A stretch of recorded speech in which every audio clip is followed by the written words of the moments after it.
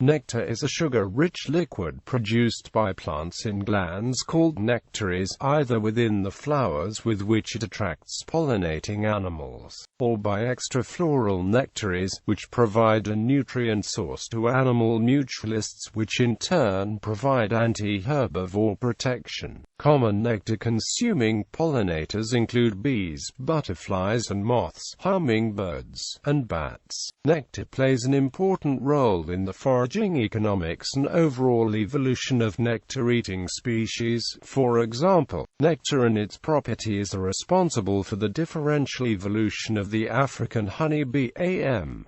scutellata and the western honeybee. Nectar is an ecologically important item, the sugar source for honey. It is also useful in agriculture and horticulture because the adult stages of some predatory insects feed on nectar. For example, the social wasp species Apoica flavissima relies on nectar as a primary food source. In turn, these wasps then hunt agricultural pest insects as food for the young. For example, thread-waisted wasps are known for hunting caterpillars that are destructive to crops. Nectar secretion increases as the flower is visited by pollinators.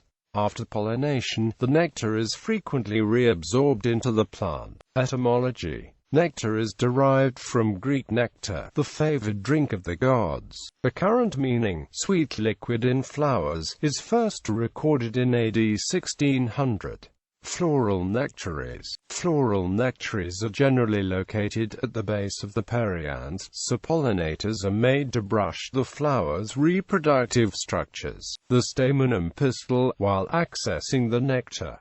Septal nectaries. A septal nectary is nectar-producing tissue that is found in the wall of a plant ovary. Septal nectaries function as a way of attracting pollinators. Plants that rely on insects, birds, or bats for pollination often have septal nectaries. Aside from attracting pollinators, septal nectaries have also been known to attract plant protectors. Quote, "Some plants, like Ruellia radicans, have nectaries that continue to secrete pollen even after the petals have been shed. This attracts ants which will in turn protect the developing fruits of the plant from seed predators and herbivores in exchange for nectar." Extrafloral nectaries. Extrafloral nectaries are nectar-secreting plant glands that develop outside of flowers and are not involved in pollination. They are highly diverse in form, location, size, and mechanism. They have been described in virtually all above-ground plant parts, including leaves, petioles, stipules,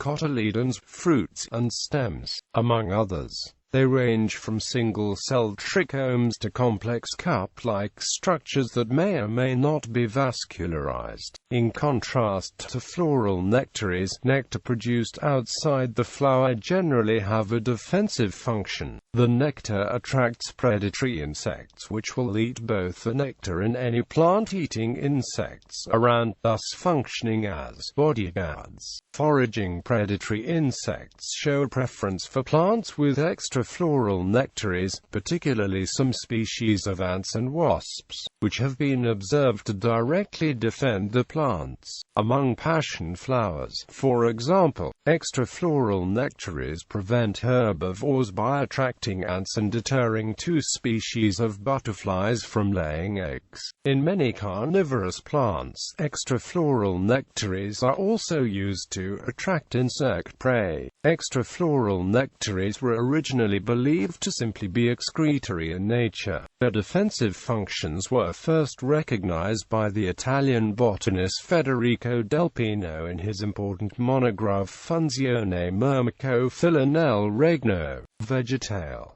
Del Pino's study was inspired by a disagreement with Charles Darwin, with whom he corresponded regularly. Darwin believed extrafloral nectaries were simply hydathodes, while Del Pino believed they had a defensive function, especially among myrmecophilic plants. Extrafloral nectaries have been reported in over 3,941 species of vascular plants belonging to 740 45 genera and 108 families, 99.7% of which belong to flowering plants, comprising 1.0 to 1.8% of all known species. They are most common among eudicots, occurring in 3,642 species, particularly among rosids, which comprise more than half of the known occurrences. The families showing the most recorded occurrences of extrafloral nectaries are Fabaceae, with 1069 species, Passifloraceae, with 438 species, and Malvaceae, with 301 species.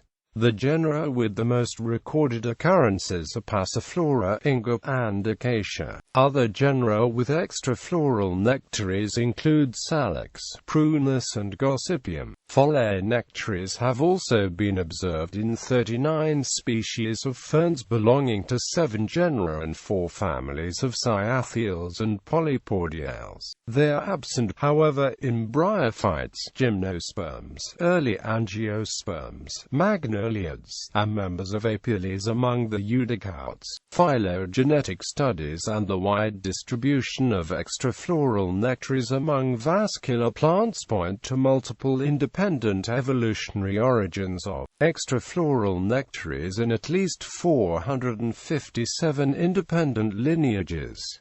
Natural components. Although its main ingredient is natural sugar in a proportion of approximately 55% sucrose, 24% glucose and 21% fructose, nectar is a brew of many chemicals. For example, the Nicotiana attenuata, a tobacco plant native to the U.S. state of Utah, uses several volatile aromas to attract pollinating birds and moths. The strongest such aroma is benzylacetone, but the plant also adds bitter nicotine, which is less aromatic, so may not be detected by the bird until after taking the drink. Researchers speculate the purpose of this addition is to discourage the forager after only a sip, motivating it to visit other plants, therefore maximizing the pollination efficiency gained by the plant for a minimum nectar output. Neurotoxins such as esculin are present in some nectars such as that of the California buckeye. Nectar contains water, carbohydrates, amino acids, ions and numerous other compounds.